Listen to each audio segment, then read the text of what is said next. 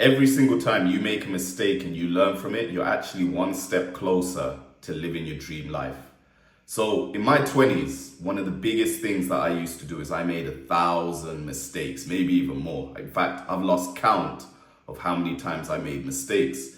And for a very long time, I didn't have a good relationship with making mistakes. I always wanted to put on the image that I had it all together, that I wasn't a beginner, that I wasn't somebody who needed to learn, and I was always afraid to look like an amateur on the world stage. Let me give you an example. So in my 20s, my very first job was waiting tables in luxury hotels. And we had to do sort of the breakfast run or the lunch run or either the evening run. And I worked for an agency which basically would assign me a shift on that particular weekend because I was going to uni at the time.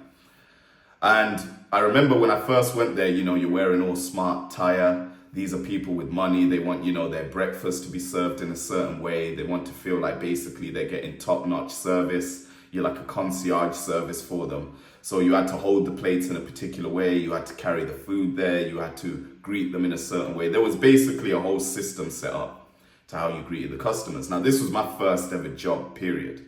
So when I went into there, I remember everything was new to me, from the way we had to get into work on time, where the changing rooms was. And when you walk into an environment you've never been before, you're nervous about everything. You don't know where to go, what to do, who to speak to. You're nervous to speak to people, ask for directions. And eventually when I got onto the shift, I started serving this food to people. And when it was time to go back, take the plates away, you have to carry about 6 plates at a time. Me and my really skinny arms, I just dropped these plates and they just shattered on the floor.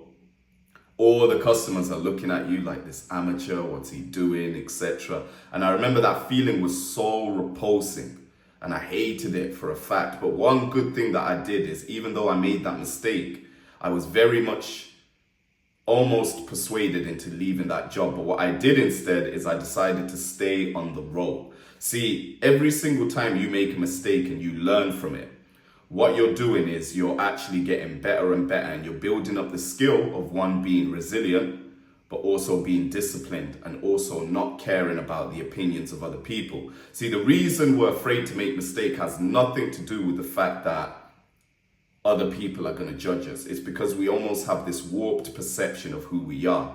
This is something that I see, speaking personally from the black community, a lot we had growing up. We never wanted to appear broke no matter what. Me and my friends, if you had like £100 and a certain pair of night trainers were basically £80 and you'd be left with £20, you would rather buy the trainers, because at least then when you're wearing the trainers, you feel like you got it together and you're almost projecting this fake image. And maybe you guys can't relate to that particular story, but you've probably got a story very similar to the one that I'm speaking about now in your life. There's situations you've been in where maybe you're presenting a project and you're told to be the lead on that project, to go on stage and present it, and you're scared to be the speaker. So rather than projecting your voice or having straight body language, looking straight at people, you're sort of mumbling, you're whispering, you're speaking as fast as possible because you're scared to look like an amateur, you're scared to make that mistake. You have this warped perception, this warped confidence, but you're not actually addressing the truth. And whenever something isn't confronted or grounded in reality, it ends up being a facade. See, one of my mentors, Owen Cook, if you know him, he has a really good saying where he says, the map is not the territory, essentially. So the map can give you an idea of the landscape. So let's say the map is, you get instructions on what you need to do on the job.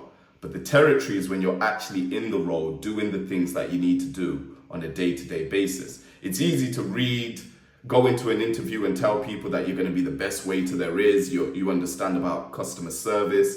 But when you're actually on the job and you're in that fast-paced environment, that's when you actually begin to understand how this particular role works. Now, when it comes to building your dream life, this mindset you have of you not being allowed to make mistakes, this is the single biggest point of failure, because this right here is going to stop you from ever taking action to begin with. When you look at anyone who's achieved something remarkable, whether we're looking at athletes, entrepreneurs, politicians, whoever it is, whoever you see as somebody as inspirational, these people went through moments of being an amateur and making mistakes repeatedly. And over a long period of time, they eventually got to the end where they were able to actually become good at what they do. But it's only when they became good at what they do that they probably came to your attention once they mastered it. But a lot of their grind was for a long period of time. Similar to a plant, the roots had to be deep before the flower begins to grow outside of the ground. So whenever you're pursuing something, I want you to understand that you are allowed to make mistakes. Me, when I upload these videos, there's times, guys, when I watch these videos back and when you're watching yourself, you're really hyper analytical about everything you're saying, your body language, the way you're moving your head. And I'm thinking to myself, I don't want to upload that.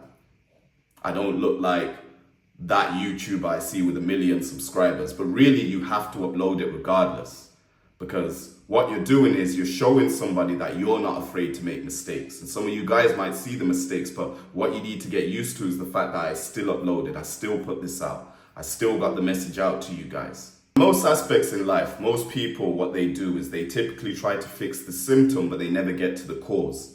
Every single problem in your life has a cause. So for me, the reason why I was scared to make mistakes is because I had created this false sense of reality of who I thought I was. I had a false identity. See, I'll give you a really good example that I used to have with friends, and I still see it in people growing up. A lot of the times you'll have friends where, you know, they've got the coolest clothes, maybe they've got a nice pair of trainers, maybe they're very confident, they're very loud, they're very this, they're very that. But this person is always scared to maybe start on a project. Maybe they're scared to, if you put them on the stage and you told them to speak to a group of people, they wouldn't have the confidence to speak that I had. And I always used to wonder, this person, when I'm with them, when they're my friend, they come across as the most confident person in the world. But when they're put in situations like me, where we have to basically present a project to the group or to the crowd, I remember in uni, for example, everyone would always ask me to be the lead. It's not that I had a long track record of basically presenting projects to a group of people. I just was the person who said, you know, I'm going to stand on the stage and just speak. And I didn't know that I was basically being seen as somebody confident, because in my head, I was making so many mistakes. When I'd be up there, I'd be saying things I shouldn't be saying. I'd be making long pauses in my speeches. But just the fact that I was on the stage and trying, people saw me as somebody who was confident. And this shattered the perception of myself that I had, because I always thought that I had to be perfect in order to get something started. Perfectionism is actually basically the biggest excuse we use for not taking action. Now, this false identity thing, the person that I'm talking about who has the clothes, the swagger when he's around you, the confidence, gives off the impression that he has it all together. If you put this guy in a situation where he has to confront reality and realize he isn't as confident as he thinks he is, for example, you put him up on stage and you tell him to speak to a group of people, present an idea. If you're a guy, get him to go up to a random girl and go speak to her and actually hear what he has to say. A lot of the times, these guys, they're just as nervous as you. You can hear it in their voice when they're speaking to a stranger or something like this. But what they've got really good at is creating a false identity in their head that they are the man. And rather than going into a situation like that, confronting reality and realizing they have a lot to work on, rather than fixing the symptom, which is, oh, I'm not wearing nice clothes. If I wear nicer clothes, I'm going to feel confident. They need to get to the cause. What's the reason that they're afraid to get on the world stage and present themselves? When it comes to opportunities, why do they never go and try and grab it with their hands? And you'll realize very quickly that these people are truly avoiding the cause. So their confidence and their identity is basically built off of a rocky foundation. And this is something that I had. And when I was putting myself in these situations in my 20s where I got my job and I was really bad at it, scared to talk to people, to ask for directions, going to the wrong place, looking like I'm lost. And every single time I made a mistake and I learned from it and I went through, even though I felt awkward, I was getting stronger and stronger and stronger and stronger. And what happens is there's a huge gap now between the people who are faking the confidence, who have a false identity, and yourself. See, I started to ground my action in who I wanted to become. So when I didn't go up to someone, rather than looking at it as if I'm a failure, I wasn't confident enough to go up to that person, I looked at it as if I want to be the sort of person who's confident, who has created this dream characteristics that I've always thought of when I was a kid, then I need to put myself in these situations multiple times. and I shouldn't be afraid to fail. You might be in a similar situation yourself. You've got a project that you need to work on. You haven't started it because you know you're going to look like an amateur. You're waiting for maybe the right camera equipment to start filming. Maybe you're waiting till you get a haircut before you go speak to that girl that you've been looking at all the time in your gym, your workplace, wherever it is. Maybe you have a job that you need to apply for, but you're scared that you haven't got enough experience yet. You need to start learning to have the mentality of taking action and making mistakes, because this is the only way you're going to move yourself forward. See, you don't want to be that person 10 years down the line. You've created such a false sense of who you are that you're no longer even able to accept the truth. I see a lot of people like this now that I'm in my 30s. You know, if you ask them, do you think that you made all the wrong mistakes when you were younger? Can you admit to the things that you did wrong in your past life? They say, no, it was just meant to be. That's how God had planned it for me. And they can't actually accept the mistakes they made. In a lot of my videos, I talk about my addiction to alcohol, drinking all the time, making mistakes, blacking out, not remembering nights out, some of the dumb stuff I've made. I'll make a long form video one day about like all the little things I've done that I was embarrassed at. I think it'll be a good exercise to sort of test my confidence on camera. But what I'm doing is I'm embracing who I was, because what I did isn't my identity. Who I'm becoming is, who I choose to be is basically who I want to identify as, if we're using that word. See, on this page, I always say to you guys, the success you want isn't based off of what you do. It's based off of who you become. Every single day that you make a mistake in your life, what you're doing is you're essentially getting yourself in a position where you're learning a lot quicker. See, we need to stop making mistakes over and over again and not learning from them. This is how we waste years of our life doing the same thing on cycle. We need to start being the sort of people that when we make a mistake, we learn from it, or we actively seek a way to learn from that mistake. Every single time I make a video, and maybe I see something wrong with my body language, I try to fix it in the next video without being inauthentic. I still try to be myself on camera. I still try to do all these videos in one take, speak to you guys for a long period of time, just to get used to the idea of speaking on camera. But you guys have got things in your life which you can also do. So I want you to make this a personal mission of yourself, to start making more mistakes and learning from them. If you're going into the gym, maybe try pick up a weight that you think is heavy. Try do it in proper form, see what happens. If not, go to a lighter weight. Learn what your limit is. Make those mistakes, learn from them, adapt. See, you've got to respect mastery. All the time when you're on the internet, I tell you guys about these get-rich-quick schemes.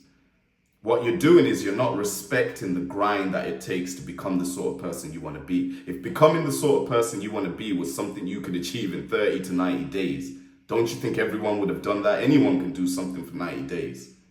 But how many of you guys can basically go down the path of mastery for a long period of time and dedicate yourself to that? See, one of my favorite authors is Robert Greene.